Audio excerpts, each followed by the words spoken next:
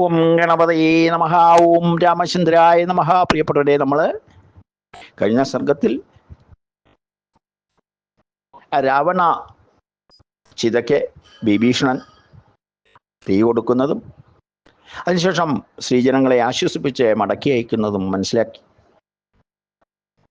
രാവണവധം കണ്ട ദേവ ഗന്ധർവ ദാനവന്മാര് ശുഭകഥകളെ പറഞ്ഞുകൊണ്ട് മടങ്ങിപ്പോകുന്നതിനെ വർണ്ണിച്ചുകൊണ്ടാണ് ഈ സർഗം ആരംഭിക്കുന്നത്.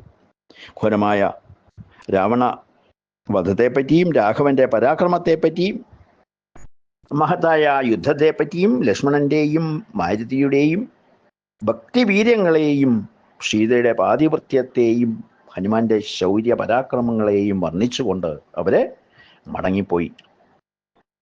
അതിനുശേഷം രാഘവൻ ഇന്ദ്രദത്തമായ ദിവ്യ രഥത്തിന് വിട നൽകിക്കൊണ്ട് മാതലിയെ പൂജിച്ചു.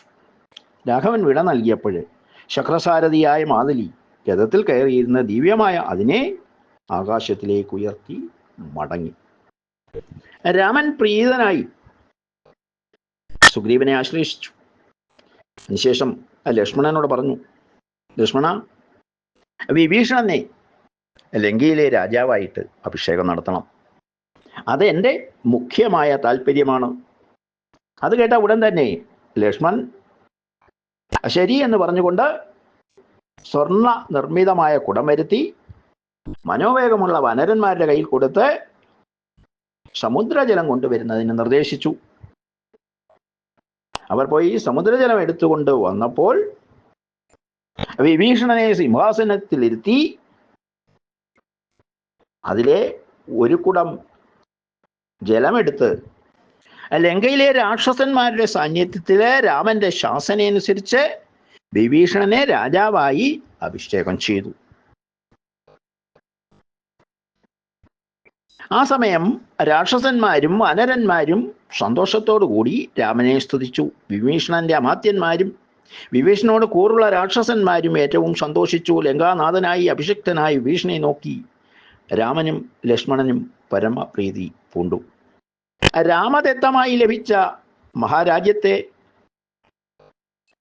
ലഭിച്ച വിഭീഷണൻ പ്രജാഗണത്തെ ആശ്വസിപ്പിച്ച് രാമന്റെ സന്നിധിയിലെത്തി. പൗരന്മാരായ നിശാചരന്മാര് ദധി, അക്ഷതം, ലാജം, പുഷ്പങ്ങൾ എന്നിവ സന്തോഷത്തോടു കൂടി വിഭീഷണന് കാഴ്ചവെച്ചു. അതെല്ലാം അദ്ദേഹം രാഘവനും ലക്ഷ്മണനുമായിട്ട് നൽകി. വിഭീഷണന് പ്രിയം വേണം എന്നുള്ള ആഗ്രഹം കൊണ്ട് രാമൻ അവയെല്ലാം സ്വീകരിച്ചു.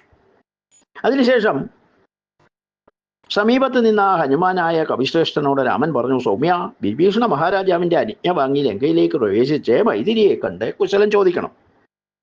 ഞാനും സുഗ്രീവനും ലക്ഷ്മണനുമെല്ലാം കുശലികളായി വർത്തിക്കുന്നു എന്ന വിവരം പറഞ്ഞ് യുദ്ധത്തിൽ രാവണൻ ഹതനായി എന്നതും അറിയിക്കുക. അതിനുശേഷം വൈദേഹി എന്തു പറയുന്നു എന്നറിഞ്ഞ് മടങ്ങി വന്നാലും എന്ന് പറഞ്ഞുകൊണ്ട് ഈ സർഗം ഇവിടെ പൂർത്തിയാവുകയാണ്. ബാക്കി വിവരങ്ങൾ നമുക്ക് അടുത്ത സർഗത്തിൽ മനസ്സിലാക്കാം. ഓം രാമചന്ദ്രായ നമഃ. ഓം സീതാപതിയേ നമഃ.